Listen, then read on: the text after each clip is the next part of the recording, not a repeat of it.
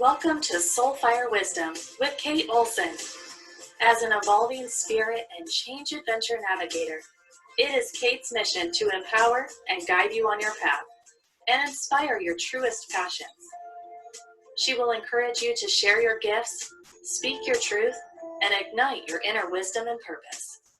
She hopes to do so with a little humor and grace and her own soulfire passion.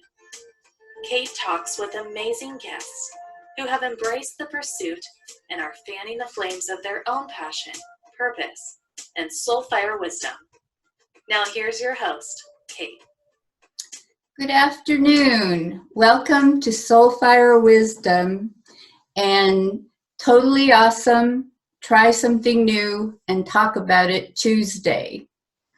So this week it isn't so much what I tried that was new, but what came about that reminded me of, I guess, something that I can do, anything new that I want to, basically.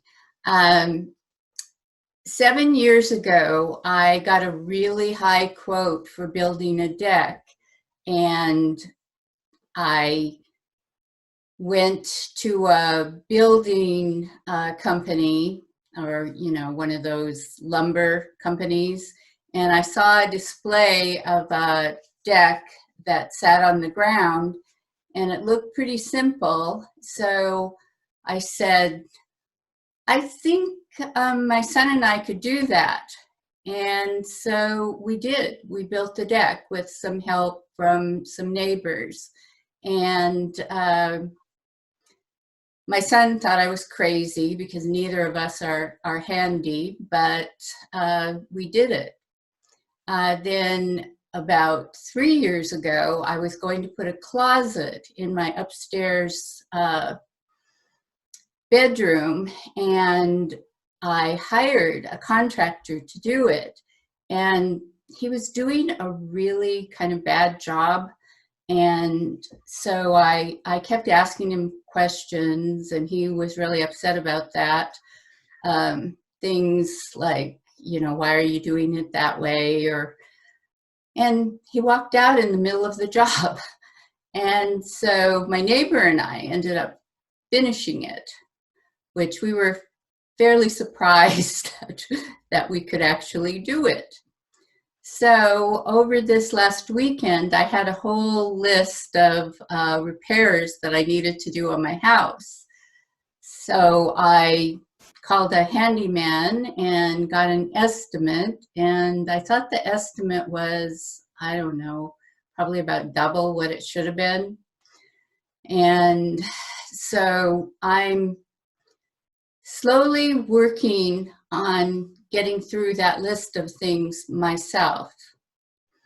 So what happened was that I got reminded that I don't have to pay somebody else to do things, especially if they're going to overcharge me for them.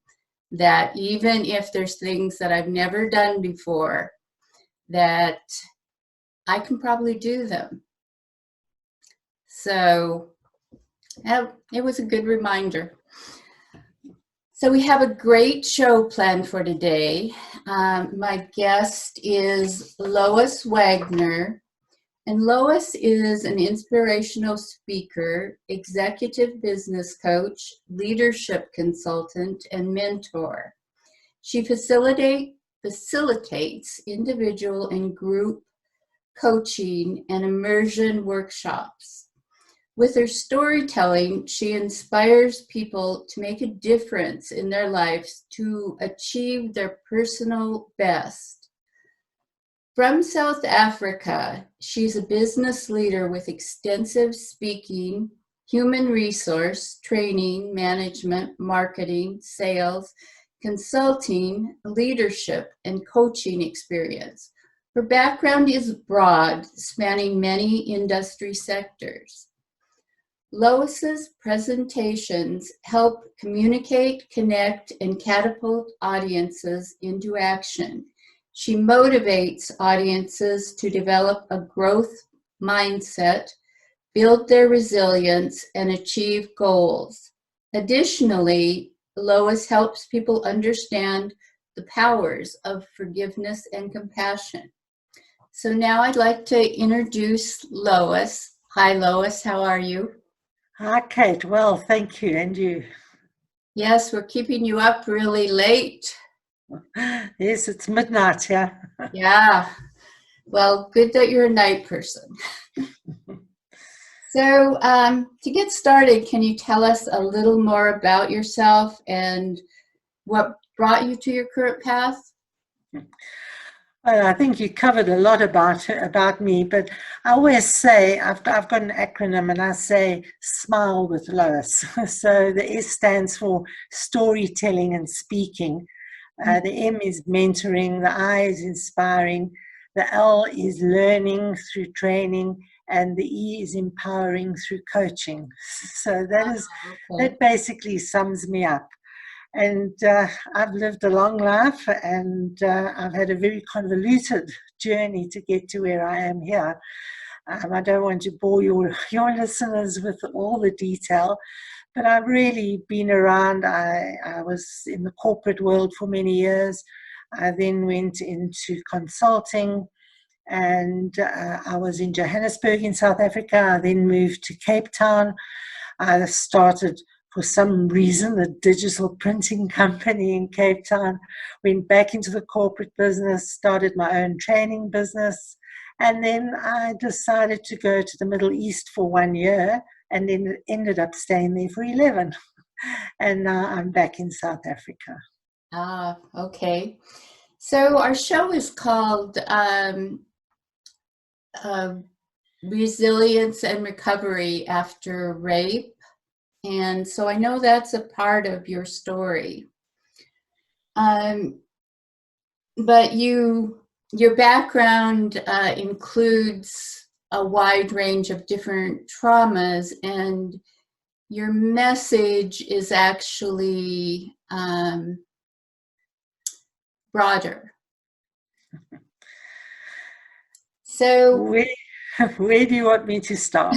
Well, so I'll ask you another question. You focus on an unusual combination of coaching and speaking as a business and leadership coach, and also teaching resilience after rape. How did you come to this combination of? Well, it evolved over the years. I had quite a dysfunctional childhood, so I think the resilience started developing in me as a young child. But I had this printing business in partnership with somebody, and I was working at my place of work at my business when I was attacked, and I was raped, and I was left for dead. And I was so angry because this happened long before the Me Too movement, and it was like I was angry. This didn't happen to good people. You didn't hear about these stories happening. And so I wanted to change the world. And I went out on a rampage. I became an activist, and I led marches and lobbied and got petitions going. And I did what I could to change the law, because the person who raped me was out on bail. And so I wanted to change the world. And I think that came that resilience. That was the struggle. When you go through an adversity, whatever the challenge or adversity is, you have this disruption in your life that is forced on you, and you become a victim initially, where you sad, angry, bitter, twisted, in denial, whatever those phases are. And then you start struggling, where you struggle for that survival. And I started that struggle straight away, struggling to come to terms with this and to change the world. So I struggled for quite a while. And that was using the resilience I already had, but continued to develop further resilience by just being out there, trying to work through this whole process. Yes, understandable. It, yeah, it is. It's a struggle, and it's hard when you come up against those barriers, social barriers that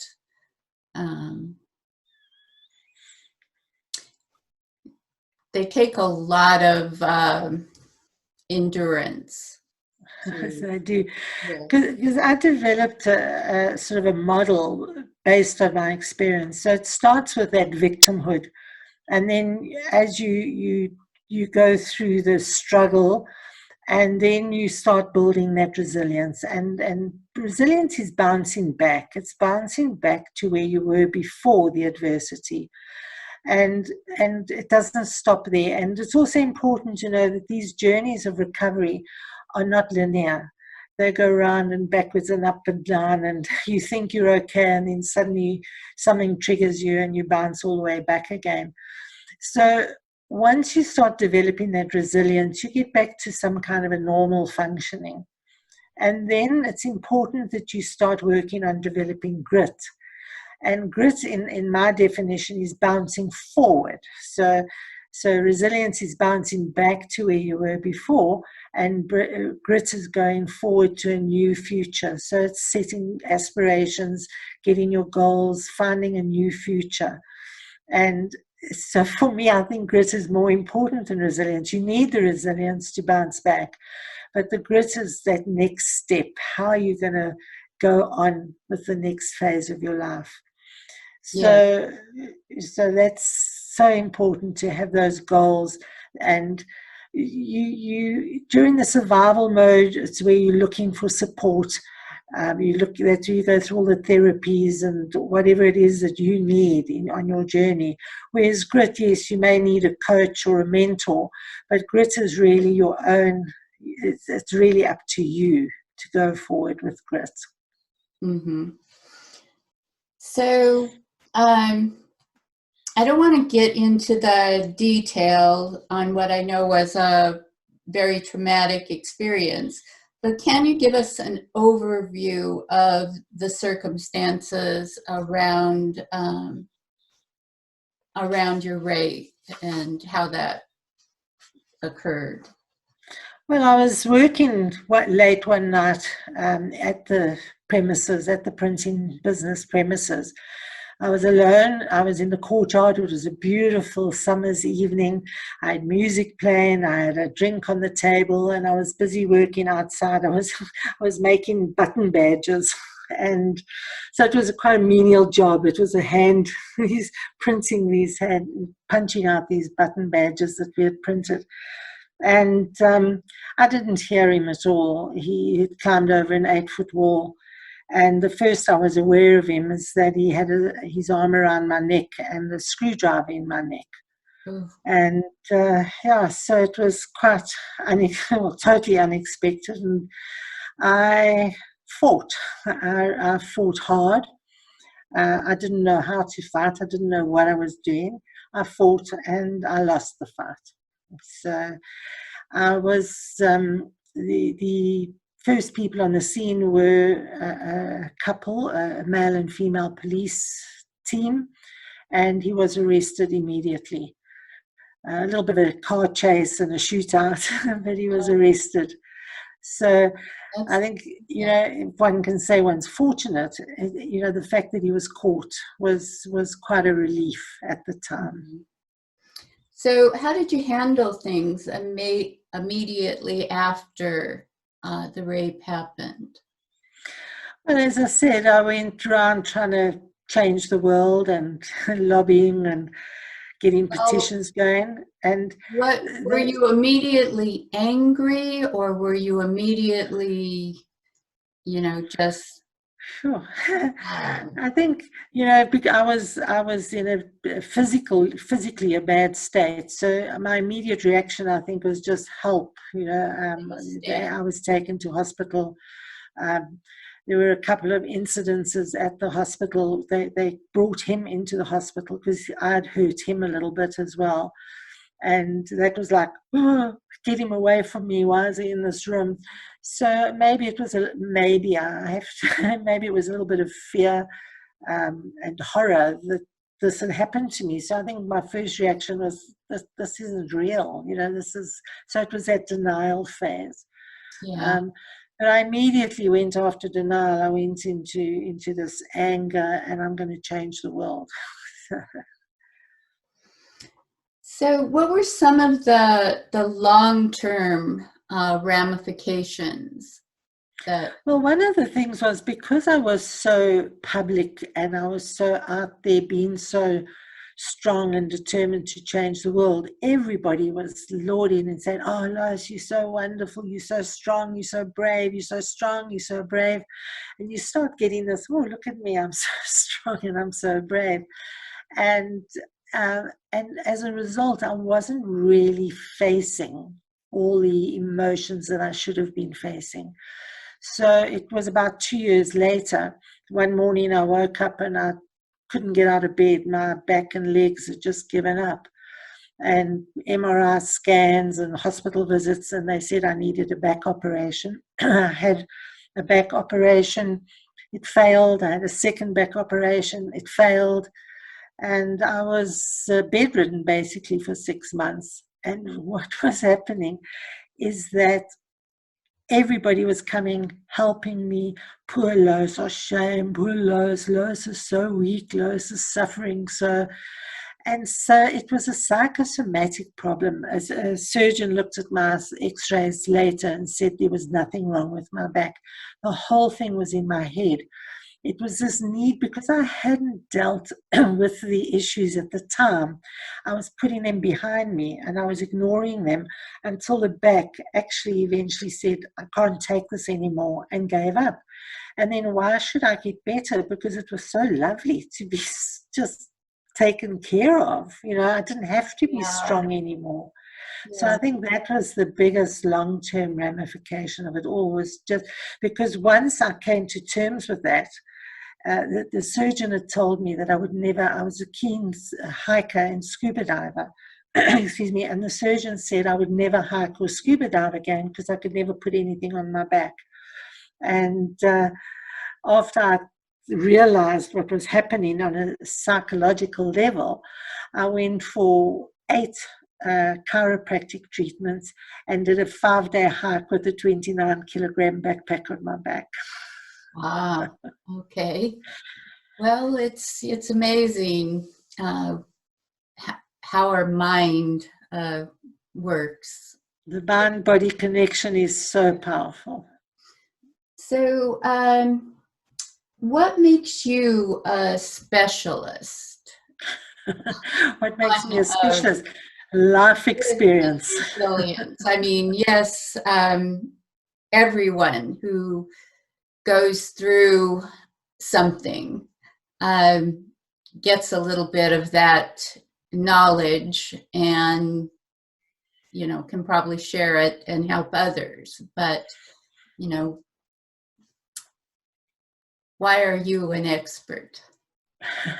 As I say, I think it's just because I've been through so much, and I was a trainer. I did business training, so I had the skills and coaching, and I had the skills on how to deal with people. And so just taking my life experiences and all my training and work that I'd done in my life, it just was a natural fit. So, I don't know if I'm an expert. I have a solution. I have a way to deal with the problems, and I can help other people deal with those issues as well. I'm not a therapist. What really makes an expert is if you can take what you've learned and apply it to other circumstances. Not everyone will have gone through the same experience that you have, but having the knowledge that can help them from what you've gained. That's really what makes an expert, rather than just someone, like I said, who's gone through an experience and come out the other side, so they have some knowledge to share. But if you can then, apply it to a broader range of circumstances, then maybe you're an expert. Probably yes, because the next thing that happened was my business partner betrayed me, and he put the business into liquidation, and I lost everything financially. So I lost my business and I lost everything, and so it was starting again, starting my career from scratch all over again. And I that was the first, about, I'm guessing now, about 2 years later, I actually made contact with my ex-partner, and I forgave him for what he had done.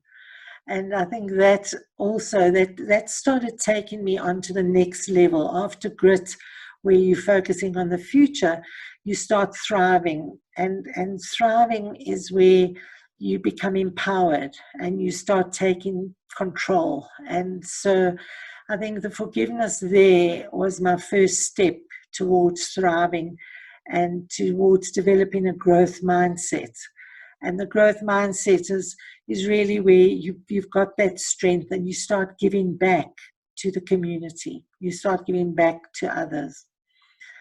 So that also adds to the expertise.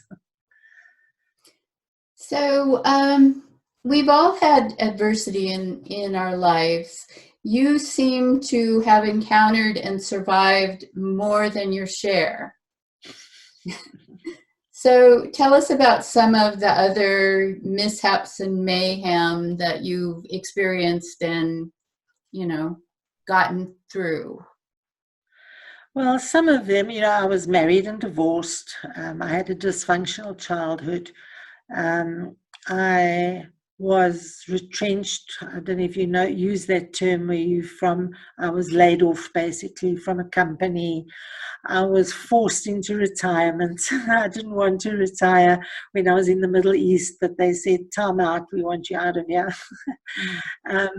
And so all of those are sort of difficult adversities that I've faced. But when you say mishaps and mayhem, I've had lots of less traumatic mishaps and mayhem, sort of accidents. I'm a bit of an adventurer. And I was washed out to sea while scuba diving. I was drifted 5 kilometers off the drop zone when I was parachute jumping. I rolled a snowmobile. I fell off a dog sled.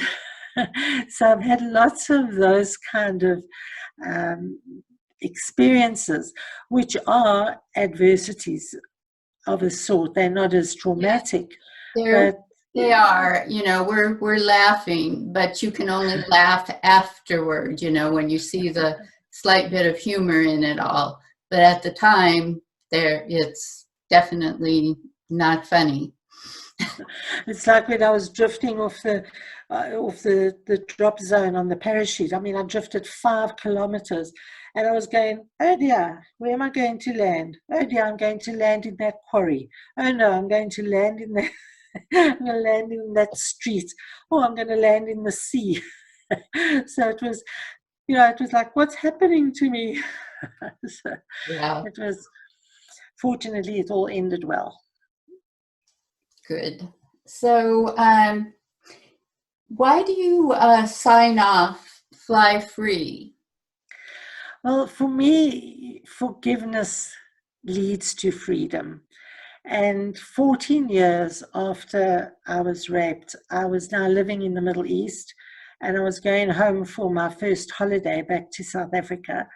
And what possessed me to this day, I don't know. I phoned the authorities to find out what had happened to the rapist. He had been given a 25-year prison sentence. And I thought, I wonder what's happened to him. And so I phoned and they said to me, no, he was due for parole on the 9th of October. And I was landing in Cape Town on the 8th of October. And it was just too much of a coincidence for me to ignore it, particularly that the law had just changed, allowing what they call victims of crime to attend a parole hearing. And so I thought, I'm going. And I didn't have a clear idea of why I was going or what I was going to do when I went there. But somebody said to me I should forgive. And I thought, forgive? I'm not going to forgive this man. But I did a little bit of research on forgiveness, and I prepared a speech just in case. But I didn't think I would would do that. And I went into the parole hearing. I faced him, and I forgave him. And the most powerful thing for me of my whole life story is the authorities said to me that they would tell me within 7 days if he got parole or not. And I looked at them and I said, I don't want to know. I actually don't care. And that's the beauty of forgiveness. Forgiveness is not condoning what the person has done. It's not saying he doesn't need we don't need justice. What it does, it breaks that bond. It breaks that tie that is holding you to that person emotionally. And it was the most incredible thing. It came out of my mouth. And I said, what? I said that. And I just said, no, I don't need to know. He now has, to this day, I don't know what's happened to him, if he's in or out, dead or alive. It's not my issue anymore. And I didn't walk out of that prison. I flew out of that prison. It was the most liberating thing that I have ever done. And that's why I say fly free. Yes, yes, it does. It allows you to let go of that trauma connection. So Yeah. beautiful. So I really encourage people, and it's not always easy. I think the most difficult part of forgiveness is deciding to forgive. The actual forgiveness is to go through the process is not so difficult. It's just making that decision, even to just say, I think I may forgive. To get to that point is the biggest step. Yes, because you don't know before you reach that point, you don't really know that you can let go of that trauma, or most people don't. It's so intertwined. It's the reason why you can't forgive is because of this happened. And once you can forgive, you let go. And it also depends on where you are in your journey, because each person's journey is so personal.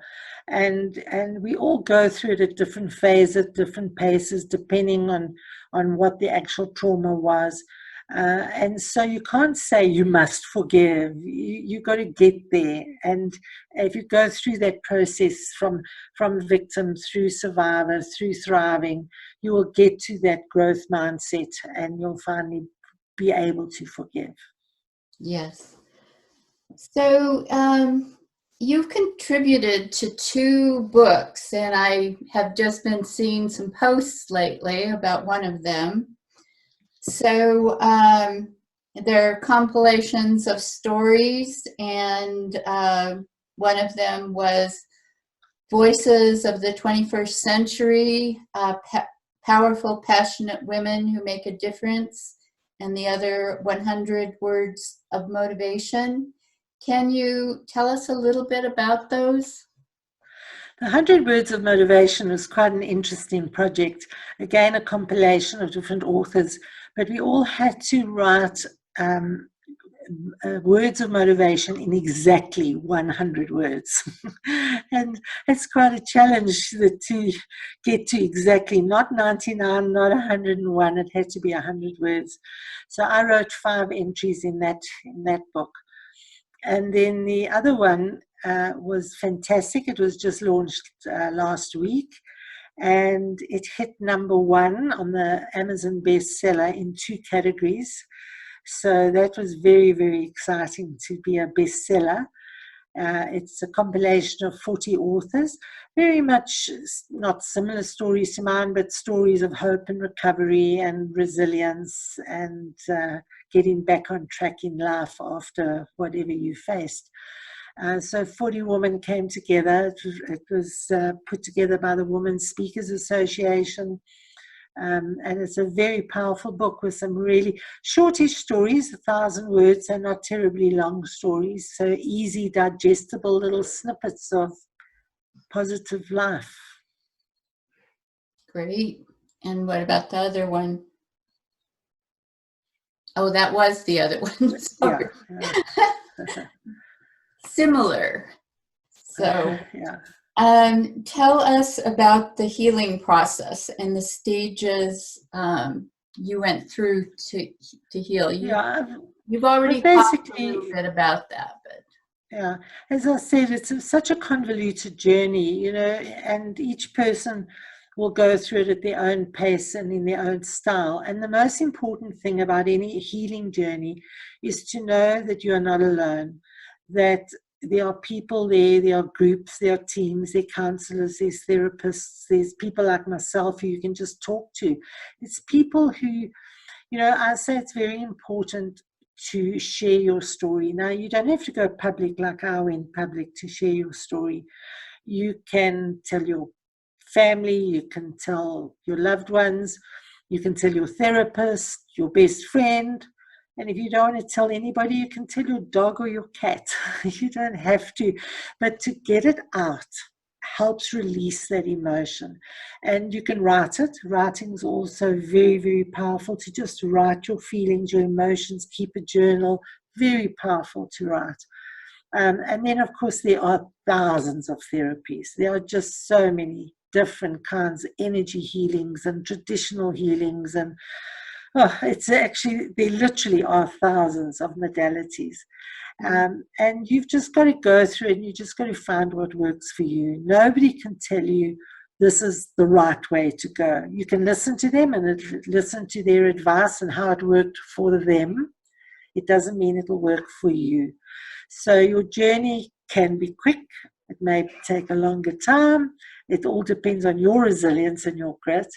But you can learn resilience and you can learn grit. So that's important. So it's just a matter of knowing that there is an end, and just go at your own pace and share, seek help, share, and join groups. Lots of ways of doing it. Yes, there's, as you said, there's lots of right ways. I mean, you just have to find the one that fits you. Absolutely. So why is it important for you to share your experience and process with other women? Well, you know, I want other people to find the peace that I found and to find that freedom.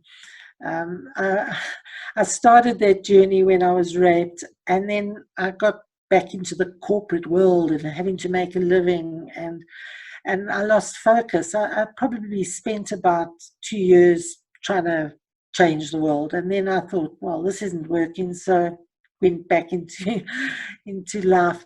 And now that I'm older, because this happened some years ago now, and in forced retirement, it's time now for me to help people. But I'm focusing, because as I said, I'm not a therapist, and I don't claim to be a therapist, but I can definitely help people do the three, for me, most important things, which is develop the resilience, the grit, and learn how to forgive. So, because if you've got those three things, you're okay. Yes. So we are getting close to the end of our time. So if you could leave the listeners with one takeaway from today's show, what would you want that to be? Start with self-forgiveness. Whatever it is you've gone through, we all make mistakes. Everybody makes some kind of mistake, even if it's a simple little white lie, or you broke something that belonged to somebody else. Don't hold that. It's so important that we forgive ourselves for that. And or as important, or if not more important, whatever that emotion is that you're feeling after your bad experience, hatred, disgust, anger, whatever it is, it's important that you don't just ignore it, that you take that emotion and you accept it and you acknowledge it and you feel it and learn. And there's techniques, but just stay with it for a little bit. Let it stay with you, because it's a real emotion. And if you're going to say, it's happened and it's gone, that's not going to serve anybody. And it will come back and bite you later on. So it's important that you accept that emotion, feel it, and then start finding alternative emotions to replace it with. Yes, that is very true.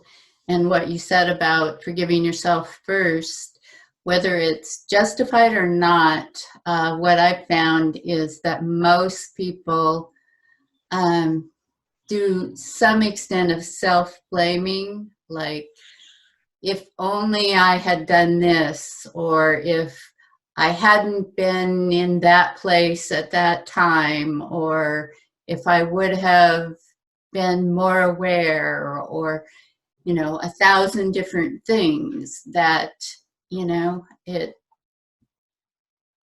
have to have compassion and forgive yourself, even for those things you're blaming yourself that really weren't your fault. So, well, for me, it was my if only. It was if only I'd known how to fight. Because I just didn't know how to. I really fought, but I didn't know how. And an interesting side story was, I met shortly afterwards, I met a woman who was a karate expert who had done her 5th Dan on rape and how to protect yourself against rape.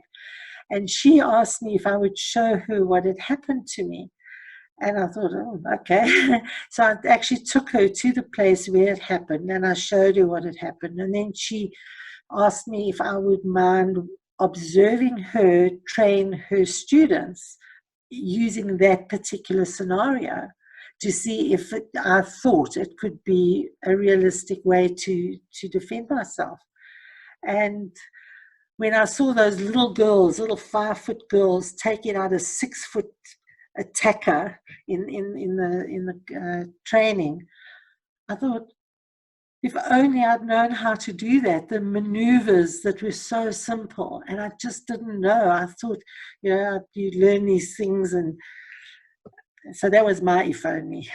Yes, that's an if only afterthought. But then again, there's the other side, is why should we need to know this? So yeah, why? Yeah. Very important. Well, I thank you so much for being here today and sharing your story and your message. Resilience is so important, and to recovery, actually, and the forgiveness part of it. A great message for people to have. So, again, thank you for being here and for staying up so late. Thank you, Kate, and thank you for having such a lovely program that reaches so many people and can help so many people. Thank you. So, I'd like to thank the audience for listening today, and we have another great show planned for next week. Next week, I'll be talking with Mitzi Cole, and Mitzi Cole invented something called the cookie technique that she uses for coaching women, for women empowerment. And Mitzi is also a cosmetologist and a pole dancer. So she combines all 3 of those skills in teaching her women's empowerment classes. And I'll be talking to her next week, so be sure to tune in. I have a quote for you to carry with you through your week. And the quote is, I can be changed by what happens to me, but I refuse to be reduced by it. And that was said by Maya Angelou. So a little bit of soulfire wisdom there. So I'm just going to say bye for now. Thank you for listening. Join us next Tuesday, 3 p.m. Pacific time. Bye. Bye. Thank you for listening to Soulfire Wisdom with Kate Olson. We hope you enjoyed the show. If we made you laugh, brightened your day, or sparked a new thought, we have succeeded in our mission. Join us next time when we'll share more secrets and truths and all the magic of transformation that is the journey to Soulfire Wisdom. Always remember, be fierce in the pursuit of what sets your soul on fire.